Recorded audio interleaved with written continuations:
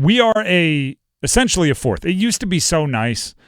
The NFL had 16 games and it was divided up evenly. It was beautiful. Now they got 17. It doesn't make any sense. But we're still going to use the first 4 as the first quarter of the season, right? And usually by this point, you know something, right? It's the potential from preseason. It's like, well, you've either acted on it, showed flashes of it, or not. And if it's not there, we have to acknowledge that as well. I'll use this example kind of throughout the show talking about this. Like, I'm a big Garrett Wilson believer, the wide receiver for the Jets. I think he's extremely talented. This year, you have to be concerned. You have to be worried. He hasn't done it yet.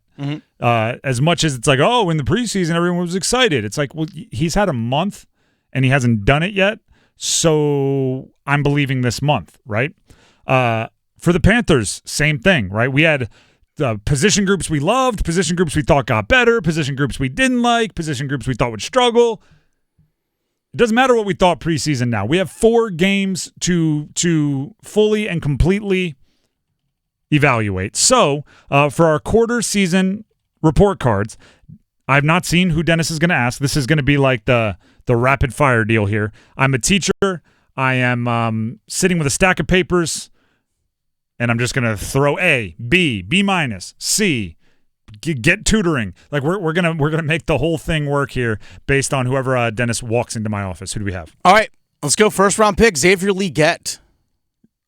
B. Okay. Solid B. With the reason being, started a little slow, but was maybe in a group project with somebody that wasn't doing much work. So so they had to. Was that Bryce Young? Yeah. I'm just saying.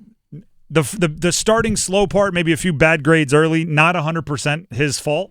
And now he's kind of crawling out of that hole. So, not an A, because an A would, an A+ student. They don't care who's in their group. They're going to get the job done. But a solid B is someone that, when judged fairly, is doing solid. Caught his first touchdown this past week, has gotten slowly better coming off an injury. I'm excited. I am impressed. No letters home to parents to say like, hey, we need to have a parent-teacher conference. It's just a solid down-the-middle B. Okay, let's go with also another wide receiver, Diontae Johnson. See, this is I need to like get my teaching philosophy down. Okay. And the reason why I say that I need to like hone in on my teaching philosophy is I think he has the potential to be so much more. Right? But how do you judge students? If another student put up back-to-back games like that with a touchdown and whatever he had, 15 catches and all of this, I'd go, that is an A+. For him, it feels like I need to motivate him a little more because he had 12 targets that were incomplete, 15 catches on 27 targets in those 2 games. How do you teach somebody who's like, oh, you could be special, but you're not living up to your potential right now, even if like I read your paper and I'm like, oh, this is, better than anyone else's in the class. So I'll go B+ because I want to make him work for the A.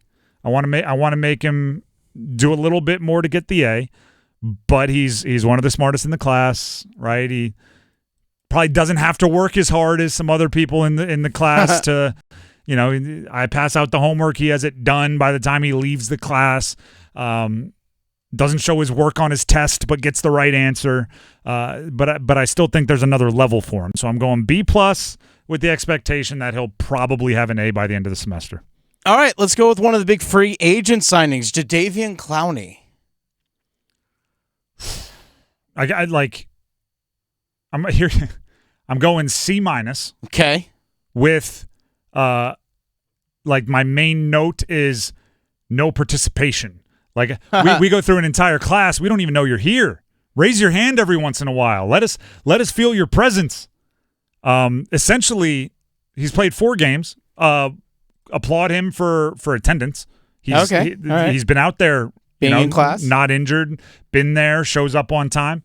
But through 4 games, there's essentially 2 plays I remember. There's the garbage time sack against the Raiders late in the win.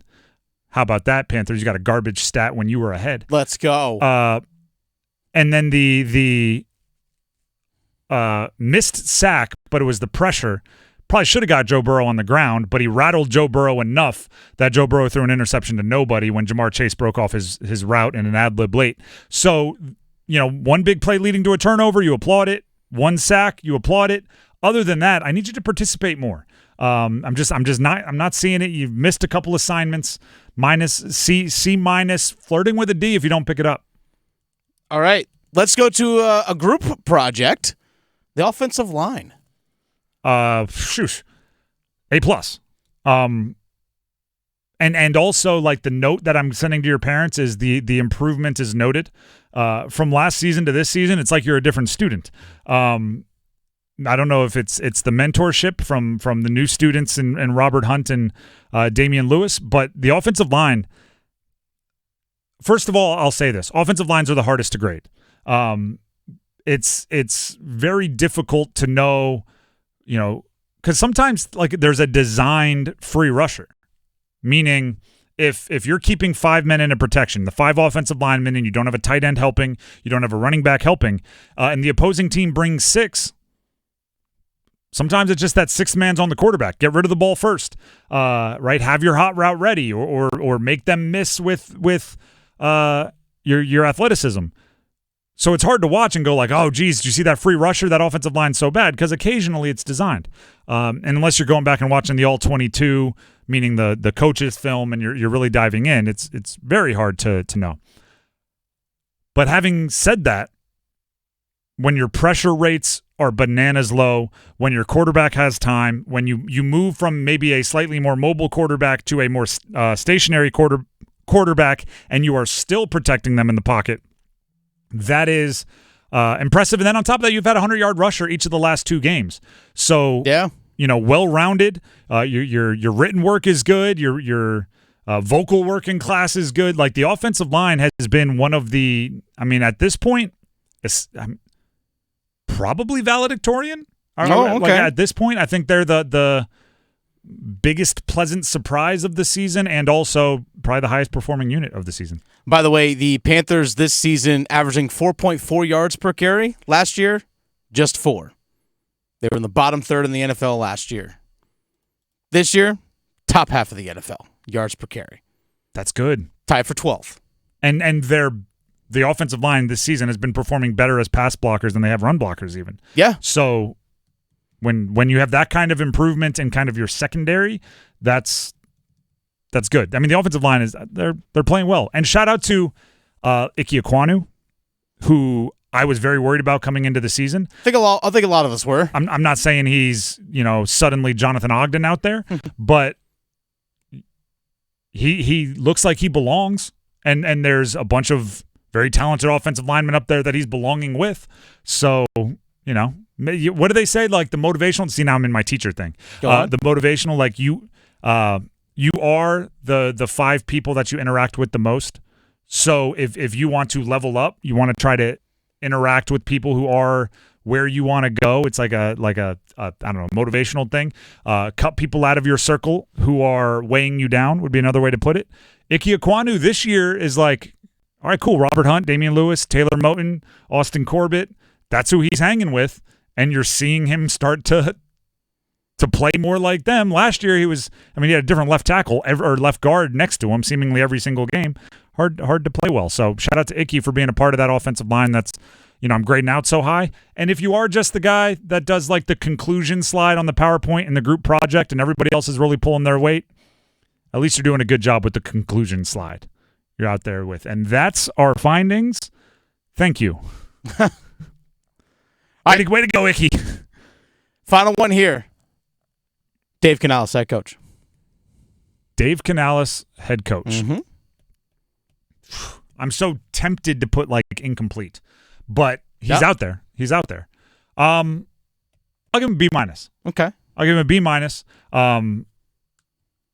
Those first 2 games, like, if you look at each game as a test, you got like a 13%, you got like a 27%, then an A, then you got a 90-something, then probably a B.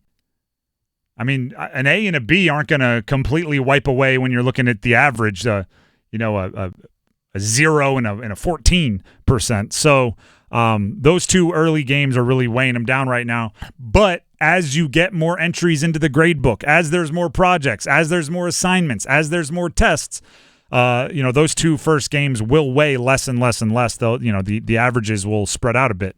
So I've seen the improvement. I appreciate how you've really buckled in these last two tests. But those first two were, a lot of red ink on the page. You know what I mean? A lot of wrong. So there you go. Little quarter season report card. Hopefully everybody's GPA gets higher as the season goes along.